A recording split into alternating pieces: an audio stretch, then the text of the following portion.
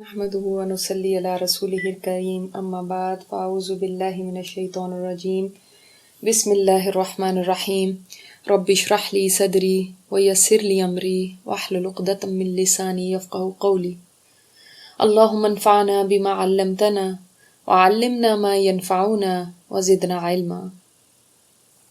ہم چلتے ہیں اپنی ڈائری کی طرف۔ اس ڈائری کا آپ کو پتہ ہے مقصد یہی ہے کہ کچھ ایسی حقیقتوں کی طرف توجہ دلائی جائے جو اکثر ہم بھولے بیٹھے ہوتے ہیں یا کبھی توجہ ہی نہیں کی ہوتی۔ تو دیکھتے ہیں آج اس ڈائری میں پارٹ 6 میں ہم کیا سیکھیں گے۔ روبی نے جانے سے پہلے میری بات اماں سے کرائی۔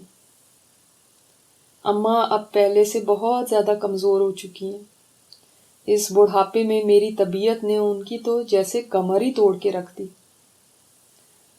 ان سے فون ملا کر جتنی دیر روبی نے میرے کان کے ساتھ لگائے رکھا، مسلسل ان کی دعاؤں کی آواز آتی رہی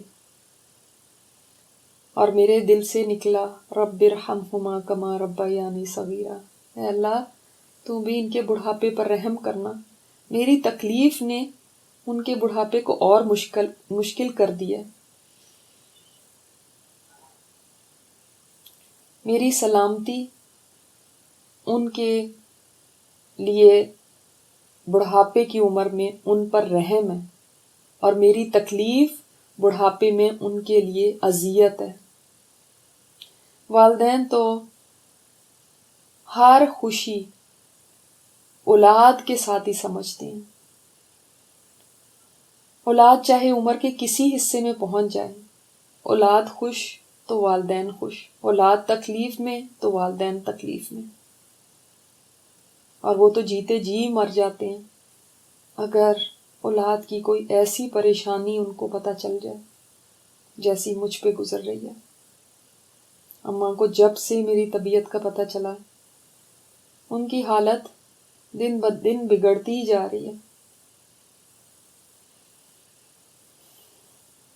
اب سوائے دعاؤں کے وہ کچھ نہیں کہتی۔ کتنی بے لوث ہیں یہ دعائیں، میں تو ان کی خدمت بھی نہ کر سکی۔ یہاں آنے کے بعد اماں سے روزانہ رابطہ بھی کر نہیں پاتی تھی۔ بعض دفعہ وہ فون کرتی تھی تو میں کہہ دیتی تھی اچھا اماں بعد میں بات کروں گی، ابھی میں کہیں جا رہی ہوں، اچھا ابھی میں مصروف ہوں، اچھا ابھی ٹائم نہیں ہے۔ پیسے کی کمی نہیں تھی مگر زندگی اتنی مصروف تھی کہ ہر سال ان کو جا کر دیکھنا بھی ممکن نہیں تھا۔ 2-3 سال گزر جاتے تھے، پھر کہیں 10-15 دن کے لیے جاتی تھی، اس میں بھی اماں کی خوشی دیکھنے والی ہوتی تھی۔ شاید بڑھاپے میں والدین کی تو نظریں جیسے دروازے پر ہی لگ جاتی ہیں کہ کب ان کا بچہ گھر لوٹ کے آئے گا اور ان کی آنکھیں ٹھنڈی ہوں گی۔ اولاد والدین کی قدر نہیں کر پاتی، ان کی بے لوث محبت اور دعاؤں کو لینے کی حرص نہیں رکھتی، مگر وہ پھر بھی دعائیں نچھاور کرتے ہی چلے جاتے ہیں۔ میں جب بھی گفٹس لے کر جاتی تھی تو سب دوڑے آتے تھے اپنے گفٹ لینے کے لیے، مگر اماں کو جب دیکھتی تو کہتی تم آ گئی، یہی میرا گفٹ ہے، مجھے کچھ نہیں چاہیے۔ ابا کو تو گزرے ہوئے 4 سال ہو گئے ہیں، ان کے لیے مغفرت کی دعا کا گفٹ بھیجنا بھی میرے لیے مشکل ہوتا تھا۔ جب کبھی دعا کا موقع ملتا تو کر لیتی، مگر اکثر نماز کے بعد 10 کام یاد آ رہے ہوتے تھے تو دعا بھی ڈھنگ سے مانگ نہیں پاتی تھی، جلدی سے اٹھ جاتی تھی۔ آج میں اپنے بچوں کے لیے اتنی شدت سے یہ چاہتی ہوں کہ وہ میرے لیے صدقہ جاریہ بنے، مگر سوچتی ہوں میں خود تو اپنے ابا کے لیے صدقہ جاریہ نہیں بنی۔ ان کے جانے کے بعد میں نیکیوں کے ذریعے اور دین پر چل کر ان کی نیکیاں بڑھا سکتی تھی۔ وہ کتنا انتظار کرتے ہوں گے کہ ان کے بچوں میں سے کوئی تو ان کے لیے صدقہ جاریہ بن جاتا۔ مگر سبھی اتنے مصروف ہیں، اپنے لیے کمائی نہیں کر پاتے تو ان کے لیے کہاں سے کریں گے؟ اپنے لیے دعائیں کرنے کا وقت نہیں تو ان کے لیے کب ملے گا؟ اب تو دیکھیں میرے پاس وقت ہی وقت ہے، اس بستر پر پڑی ہوئی یہی باتیں سوچتی رہتی ہوں۔ صحت کے دنوں میں زندگی اتنی تیز دوڑ رہی تھی کہ کبھی فرصت ہی نہیں ملی تھی اتنے پیارے رشتوں کے بارے میں رک کر سوچنے کی۔ ان کو تو فار گرانٹیڈ ہی لیا ہوا تھا کہ بس ہیں تو ہیں۔ صحت کے دنوں میں کہاں پتہ چلتا تھا کہ دن آیا کہاں اور گیا کہاں۔ دن ہوتا رات ہو جاتی، پھر دن ہوتا اور رات ہو جاتی۔ تیزی سے گزرتا وہ وقت اجازت ہی نہیں دیتا تھا کہ اس میں قیمتی ترین رشتوں کو اور قیمتی ترین لمحات کو استعمال کر لوں۔ یہ گزر جائیں گے۔ زندگی کی بھاگ دوڑ میں جو سب سے اہم چیزیں تھیں انہی کو میں اگنور کر گئی، پینڈنگ میں ڈالتی چلی گئی، اور شاید یہی سوچ کے کہ یہ سب کون سے بھاگے جا رہے ہیں، بعد میں کر لوں گی۔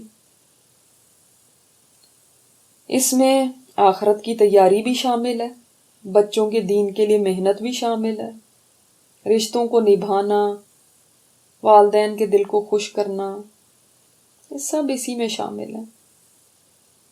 اس کے لیے کبھی وقت ہی نہیں بچا کہ تھوڑی دیر کے لیے سوچوں۔ یہ سب بہت قیمتی ہیں اور یہ ہمیشہ ساتھ نہیں رہنے۔ اماں نے فون پر بتایا تھا کہ ہماری کزن شاہدہ باجی کی بیٹی کی شادی آ رہی ہے اور وہ میرے لیے بھی کارڈ دے گئی ہیں۔ کارڈ کا سنتے ہی مجھے ایک بات یاد آ گئی۔ چھوٹی بہن کی شادی کی، اس بات کو بھی کئی سال گزر چکے ہیں، مگر اب یہاں پڑے ہوئے سوائے یادوں کے اور تو کچھ رہ نہیں گیا۔ مجھے یاد ہے کارڈ چھپے تھے تو میں نے ایک ہنگامہ کھڑا کر دیا تھا کہ میرے شوہر کا نام RSVP میں کیوں نہیں لکھا گیا۔ چلو میرا نہ صحیح، ان کا تو ہونا چاہیے تھا، آخر وہ داماد ہے۔ میں اتنی ناراض ہوئی تھی کہ میں نے کہا تھا ٹھیک ہے ہم پھر شادی پہ نہیں آ رہے۔ یہ کیا بات ہوئی؟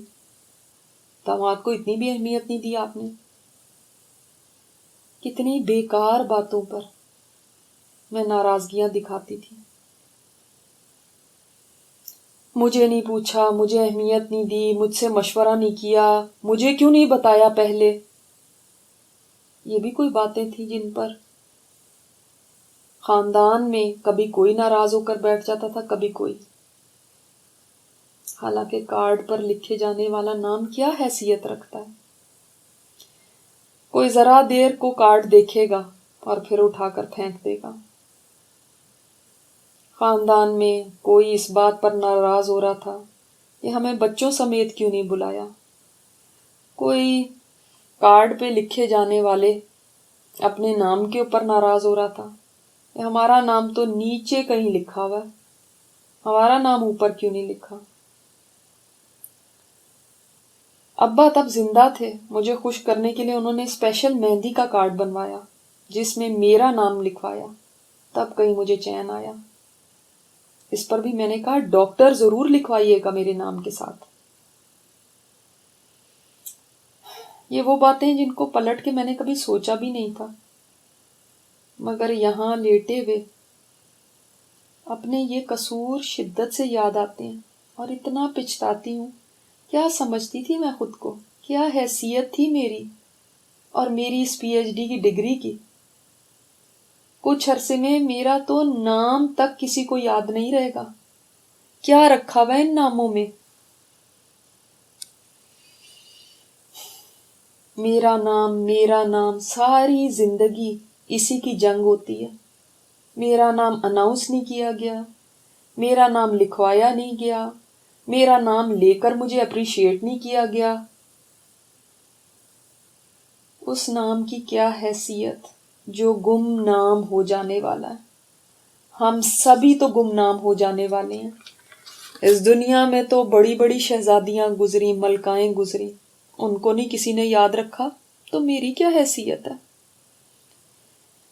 ان ناموں کے پیچھے ہی زندگی میں اتنی لڑائیاں ہوئیں، حالانکہ نام انسان کے ساتھ دفن ہو جاتے ہیں۔ ہسپتالوں میں، اداروں میں، سڑکوں پر لوگوں کے ناموں کی تختیاں لگی ہوتی ہیں، مگر کیا ہوتا ہے، لوگ گزرتے ہوئے ایک نظر ڈالتے ہیں اور آگے بڑھ جاتے ہیں۔ وہاں اس نام کی جگہ کوئی اور نام بھی ہوتا تو کسی کو کوئی فرق نہ پڑتا، کوئی پرواہ نہ ہوتی، مگر تختی والا اپنا نام لکھوانے کے لیے نہ جانے کتنے جتن کرتا ہے۔ کس دن یہ بات ہم سب کو سمجھ آئے گی کہ ہم سب گم نام ہیں۔ یہ بیگم صاحبہ، ڈاکٹر صاحبہ، میڈم، یہ سب دھوکے ہیں۔ ادھر آنکھ بند ہوئی، ادھر صرف میت کہلاؤں گی۔ یہ پی ایچ ڈی کی ڈگری جس کو میں نے دن رات محنت کر کے حاصل کیا، ردی کی ٹوکری میں چلی جائے گی۔ اس کو رکھ کر کسی نے کرنا بھی کیا ہے؟ یوز لیس چیزیں کون جمع کرتا ہے؟ اور میں نے اس ڈگری کو اس قدر سیریس لیا تھا کہ اپنا وقت، اپنی ذہانت، اپنا پیسہ، اپنی قیمتی عبادات تک بھی، فرض عبادتیں تک بھی اس کے لیے چھوڑ دی تھی کہ ٹائم نہیں ہے میرے پاس نماز کا، کیا کروں، امتحان ہے، روزہ کیسے رکھوں گی۔ مجھے عمل کی ڈگری حاصل کرنے کی طرف کبھی توجہ نہیں تھی۔ ہاں، پی ایچ ڈی کی ڈگری حاصل کرنے کے لیے بہت وقت تھا۔ اب کوئی تو مجھے بتائے وہ کون سا فرشتہ ہے جس نے میری یہ ڈگری دیکھنی ہے، جس نے پوچھنا ہے کہ کتنی بڑی یونیورسٹی سے تم پڑھ کے آئی ہو، جس نے امپریس ہونا ہے میرے نام سے کہ کتنی بڑی شخصیت پہنچی ہے۔ میری ڈریسنگ کی میری دوستیں بہت تعریف کرتی تھیں کہ اس فرشتے نے یہ کہنا ہے کہ میں ڈریسنگ بڑی زبردست کرتی تھی۔ ڈریسنگ تو دور کی بات، مجھے تو آئینہ دیکھے ہوئے بھی اب عرصہ ہو گیا۔ پچھلے دنوں میری دوست کٹی مجھ سے ملنے آئی تو ٹھٹک کے رہ گئی۔ وہ بیوٹیشن ہے، کہنے لگی جلدی سے ٹھیک ہو جاؤ، اچھی نہیں لگتی وہ ایسی پڑی ہوئی۔ میرا یہ فرینڈ سرکل جب بھی آتا ہے تو اسی قسم کی باتیں کرتا ہے۔ بہت اچھے لوگ ہیں، مگر ان کو دعائیں دینی نہیں آتی، ان کو اللہ رسول کی کوئی بات کرنی نہیں آتی۔ کٹی اس دن مجھے دیکھ کے کہنے لگی آج میں بس تمہاری ذرا گرومنگ کروں گی، دیکھو میں تمہیں کیسا تیار کرتی ہوں، لائٹ سا میک اپ کروں گی، کتنی اچھی لگو گی، اور میرے پاس تھریڈ بھی ہے، تمہاری آئی بروز بھی بنا دوں گی۔ اس کی اس بات نے مجھے ایسے خوف زدہ کیا جیسے اس نے میری جان نکالنے کا کہہ دیا۔ میری بولنے کی ہمت نہیں ہوتی، مگر اس وقت پتہ نہیں کہاں سے میرے اندر ہمت آ گئی، میں نے فٹ سے کہا نہیں نہیں۔ کہنے لگی کیوں؟ دیکھو تو صحیح ہے تمہارا حال کیا ہوا ہے، دیکھو تو صحیح کہاں تک بال آئے ہوئے ہیں۔ میں آئی بروز بناؤں گی نا تو اتنی فریش لگو گی، ایسے تو اتنی انٹائیڈی لگ رہی ہو، بوڑھی لگ رہی ہو۔ ہائے، انہی باتوں نے تو میرا بیڑا غرق کر دیا۔ یہی باتیں تو تھیں کہ میں جس نے کبھی یہ کام نہیں کیا تھا، مگر انہی دوستوں کے کہنے پر یہ کرنے لگی۔ پھر قرآن کلاس میں جانے سے جب کچھ پتا چلا کہ ایسی عورت پر تو لعنت کی گئی ہے جو آئی بروز کے بال نچواتی ہے، تو بڑا خوف آیا۔ مگر پھر جب بھی شیشے کے آگے کھڑی ہوتی تھی تو یہی سوچتی تھی اچھا ابھی تو بنا لیتی ہوں، عید آ رہی ہے، ابھی تو دعوت ہے، ابھی تو شادی پہ جانا ہے، بعد میں چھوڑ دوں گی۔ اور ہوتے ہوتے یہ دن آ گیا۔ مجھے یاد ہے جب میں نے کلاس میں پردے کی آیات پڑھی تھی تو ابایا پہننے کا بھی سوچا تھا، مگر پھر انہی دوستوں میں ان رہنے کا شوق مجھ سے یہ کرانے سے بھی محروم کر دیا۔ کیسے میں اپنے ڈیزائنر کلوتھس کو ابایا میں ڈھانک لوں؟ پھر تو میں کبھی تیار ہی نہیں ہو سکتی، پھر تو میرے سارے کپڑے لٹکے ہی رہ جائیں گے، کون دیکھے گا میرے کپڑے جب میں ابایا پہن لوں گی؟ بس ایک کشمکش سی اندر چلتی گئی اور آخر تک ہمت نہ ہو سکی پہننے کی۔ صرف سکارف کو ہی کافی سمجھا اور یہی سوچتی رہی، میں تو سکارف لیتی ہوں، اور لوگ تو یہ بھی نہیں کرتے، یہ کافی ہے نا۔ کٹی میری باتیں سن کر کچھ حیران سی ہوئی، اس کو سمجھ میں نہیں آیا کہ میں کہنا کیا چاہتی ہوں اور میں ایسا کیوں بیہیو کر رہی ہوں۔ میں نے ہمت کر کے اس سے کہا، بس میرا منہ صاف کرا دو، مجھے میک اپ نہیں چاہیے۔ یہاں میل ڈاکٹرز بھی آتے ہیں، میل نرسز بھی آتے ہیں۔ وہ جھٹ سے بولی، تو تمہیں کیا ہو گیا؟ بہت ملانی نہیں بن گئی تم جب سے بیمار پڑی ہو؟ کم آن یار، اب ڈپریشن کی باتیں مت کرو، اگر تم ایسے ڈپریس ہونے لگی تو کیا بنے گا تمہارا؟ یہ مجھ سے پوچھ رہی ہے تمہیں کیا ہو گیا، یہ کہہ رہی ہے یہ ڈپریسو باتیں ہیں، اس کو کیا بتاؤں کہ مجھے کیا ہو گیا؟ مجھے تو ہوش آ گیا، میں گہری نیند سو رہی تھی، میرے اللہ نے یہ بیماری بھیج کر مجھے جگایا ہے۔ جن لوگوں کے اوپر اللہ کی خاص مہربانی ہوتی ہے انہی کو اللہ تعالی موقع دیتا ہے کہ وہ زندگی میں جاگ جائیں، سدھار لیں اپنے آپ کو۔ میں کبھی کبھی یہ سوچ کر ڈر جاتی ہوں کہ اگر اسی حال میں دنیا سے چلی جاتی جس میں تھی تو میرا کیا بنتا؟ ابھی بھی میں کچھ کر تو نہیں سکتی، بہت بے بس ہوں، مگر کم از کم یہاں پڑی پڑی اپنے گناہوں کو یاد کر کے رو تو سکتی ہوں، پچھتا تو سکتی ہوں۔ میری نیکیاں نہیں بڑھ سکتی، مگر ہو سکتا ہے اس بے بس اور لاچار کے آنسوؤں پر اس مالک کو ترس آ جائے اور وہ گناہوں کو معاف کر دے۔ اگر اچانک ملک الموت لینے آ جاتا تو میں تو غفلتوں میں ہی پڑی پڑی چلی جاتی۔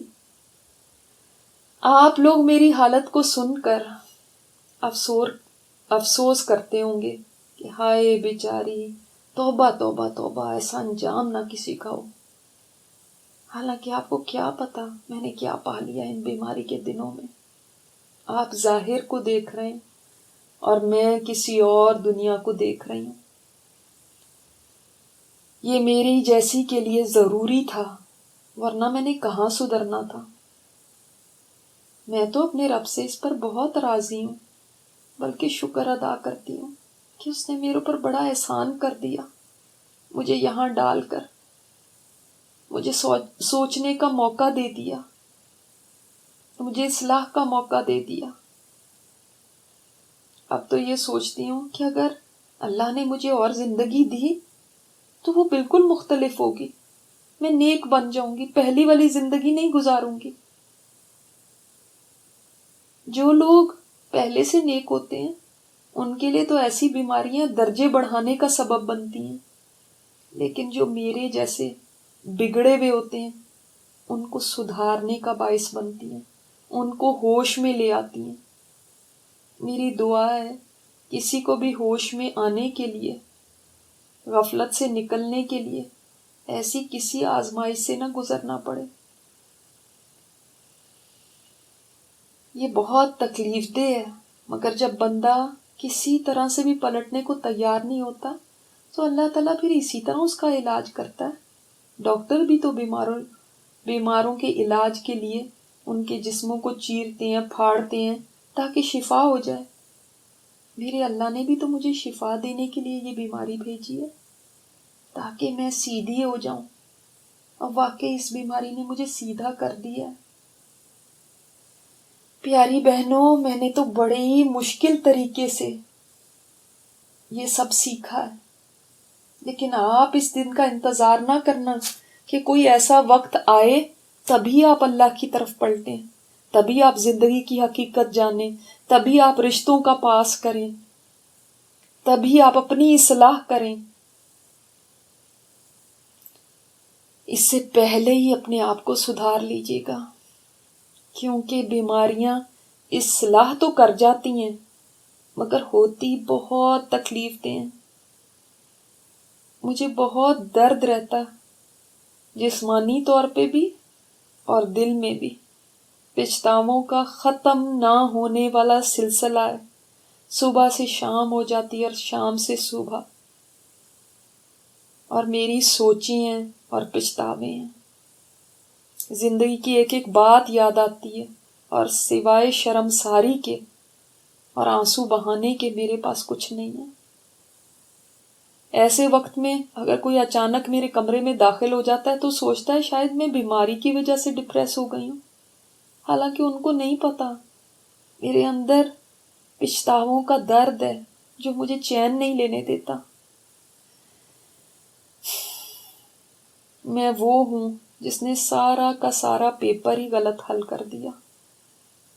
سوچتی ہوں قیامت میں جو پچھتاوے ہوں گے وہ کیسے نہ ہوں جب سارا کا سارا غیب کھل جائے گا، جب نفع اور نقصان کیا ہوتا ہے اس کی اچھی طرح سمجھ آ جائے گی، جب کامیابی اور ناکامی کی ٹرو ڈیفینیشن سامنے آ جائے گی، جب دھوکہ اور ریالٹی کھل جائے گی، تب پچھتاووں کا حال کیا ہوگا۔ تب تو واقعی جو قرآن کہتا ہے کہ انسان اپنے ہاتھوں کو چبائے گا تو واقعی کیوں نہ چبائے۔ میں اچھی طرح سمجھ سکتی ہوں، یہ بات بالکل سچ ہے۔ یہ واقعی پچھتاووں میں انسان یہی چاہتا ہے اپنے آپ کو کاٹ کھائے۔ مجھے تو اللہ نے ایک منی ٹریلر دکھایا ہے تو میرا یہ حال ہے، اور وہ دن جب سب پوری پکچر ہی سامنے آ جائے گی تب کیا حال ہوگا۔ مگر شاید جتنا اللہ نے مجھے دکھا دیا یہ پچھتاوے آج میری بخشش کا سامان بن جائے۔